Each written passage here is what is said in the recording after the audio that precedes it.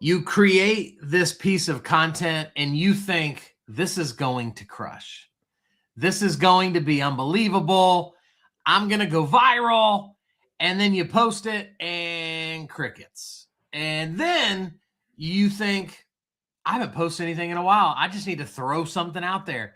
And so you just fumble around, create this crap piece of content, and all of a sudden that piece of content does really well.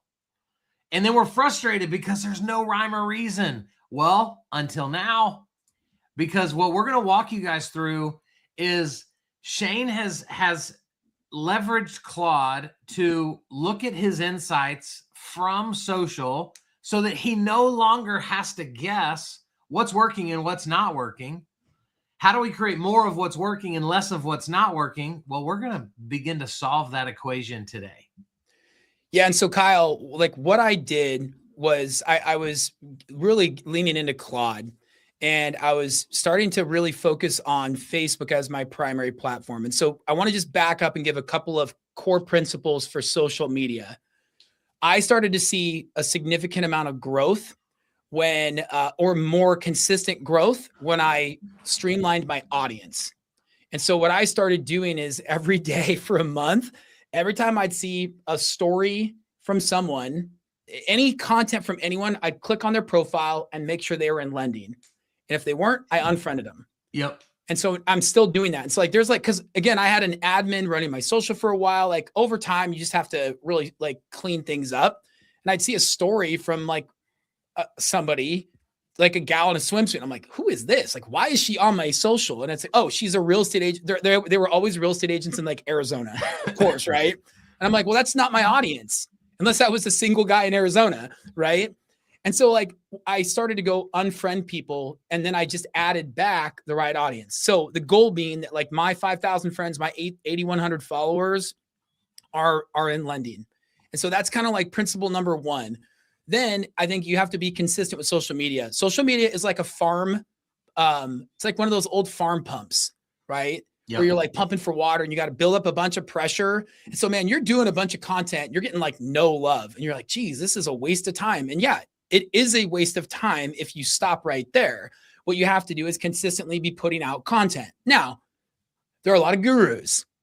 And I had a guru tell me, we know him. He's actually a friend of ours. And he probably been told by a guru, you got to post this type of post 6 to 8 times a day. I told you that. Yep. In fact, because I heard from a guru who'd heard from a guru, you should do that. And I was doing that, posting like 6 to 8 times a day, which is exhausting. And then I'm going like, well, wait a minute. Is that the right frequency for me? Because yes, with social media, you got to keep that pump going, but that's different for everybody based on their audience and their content. And if you're a clickbaiter selling AI products, you got to be like 5 best prompts, 2 of this, 3 of this. Like you got to be doing that a lot because your content doesn't have great quality. Or right. It's like, if I'm giving out free candy and that's my value, as soon as I stop giving out free candy, I've got no value. And so I think it's important to understand that like the quality of your content sent to the right audience at the right frequency at the right time will dictate what your results look like. And so if you start down that path, then you got to figure out, am I doing it right? Because what I figured out, and I'm going to show you guys how to figure out what I figured out was what the gurus were telling me was garbage total for me. And so here's what you guys do to figure out how you actually are performing. First, just to look at your metrics. And we're creators, I think, Kyle, that's the term they call it. Yep. Go to your profile. If you're a creator, you'll have this dashboard. You go to your dashboard and this shows your metrics, right? So I can see here my views, and I have this set up for the last 28 days. And so I can see my views for the last 28 days were 422,000 views. I made $74. My engagement was 43,000, and I added 148 net followers, which was a 2,200% increase. All that means is that I wasn't adding followers. That's not that impressive. Then you can go down here and look, and it just kind of re-summarizes it. Well, what's really cool is you can go to content and you can actually sort your posts by views, viewers, engagement, earnings, etc. You can select your posts and then you can export data. And so what I did is I created a new data report to export. I went in here and I did advanced options. I selected the content I wanted to include. And so I did content published in a date range. Then I did summary, right? Versus you could do a daily breakdown. I did both. And then I did the metrics shown, and I made sure it pulled in all the metrics. I then clicked create report, which exports the social media audit for my content the last 28 days. And what that tells you is the piece, the content, the frequency, the audience, the engagement, the shares, everything. And what was really interesting is one of the things I figured out was that the shares is one of the most powerful tools. That shows the amount of resonance your content has. Like if somebody said, that's cool, that's one thing. But if they go, I got to get this to my people, that's really cool. And what was also really interesting is as I started like researching this more, what I figured out was what was really powerful is like this post, 93% of the people who viewed it are not my friends or followers. That could be good or that could be bad. But again, the data is so important. But what do I do with the data? And so what I said is I got to use Claude to tell me what the data actually means. And so I did this very simple prompt. I said, you're a social media marketing manager.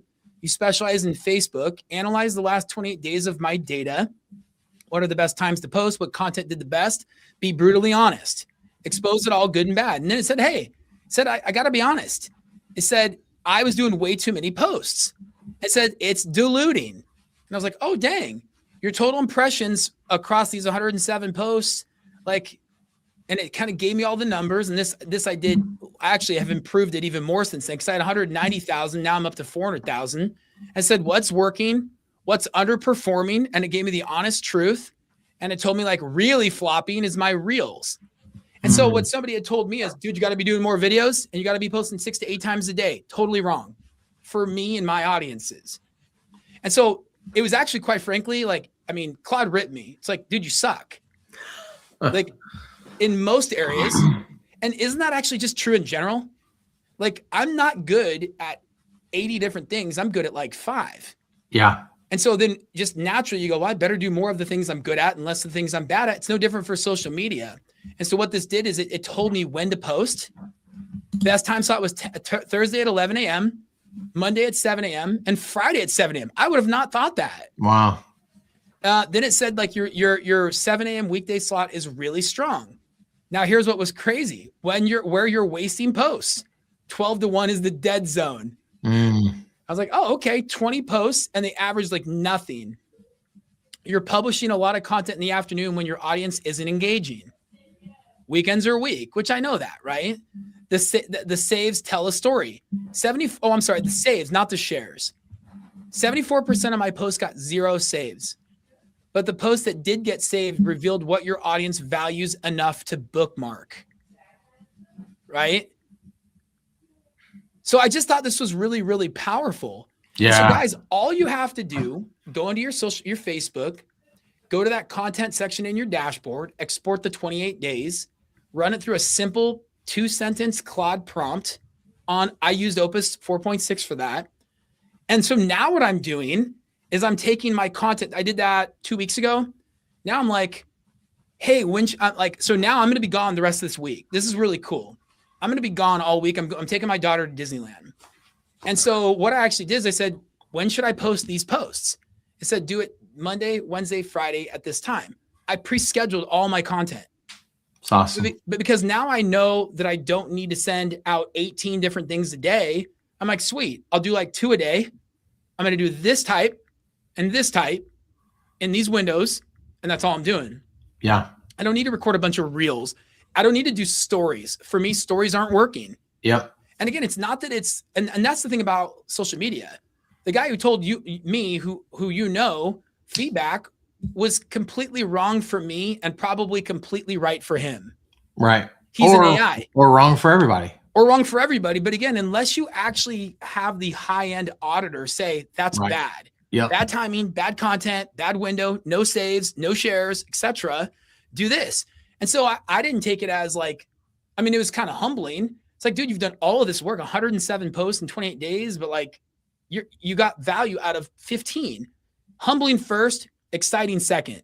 Because then I go, great, now I know what to do.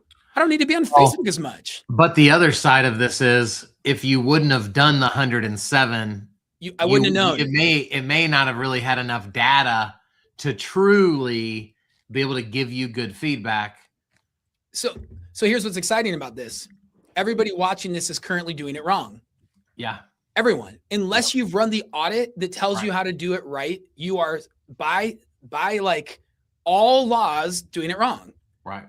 It's like you might be at the gym working out. You're like, oh, I'm losing weight. And I'd say you're doing it wrong. Well, how do you know I'm losing weight? Well, do you have a professional trainer that's analyzed your work? Well, no, then you're doing it wrong. You might be doing it kind of right, which is wrong. Sure.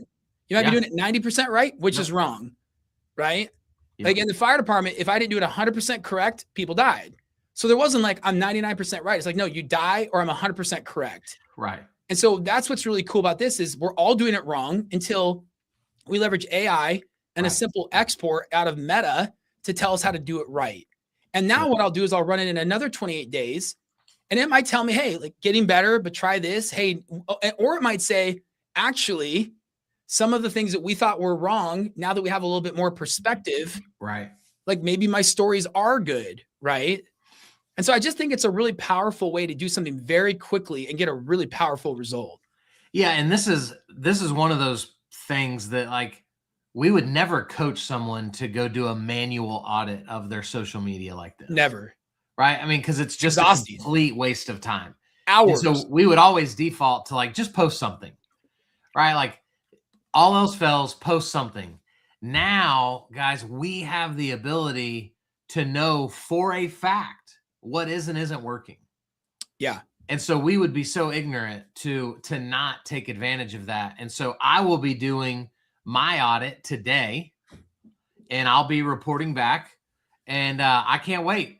I'm sure I'm going to get my feelings hurt and it's going to tell me that something I really cared about was horrible and it's not worth it. But this is how we get better. This is how we leverage AI to level up what we're doing. And so this is huge. Shane, thanks for sharing that with us. Go apply it. Go leverage it. We'll see you on the next one. Thanks, guys.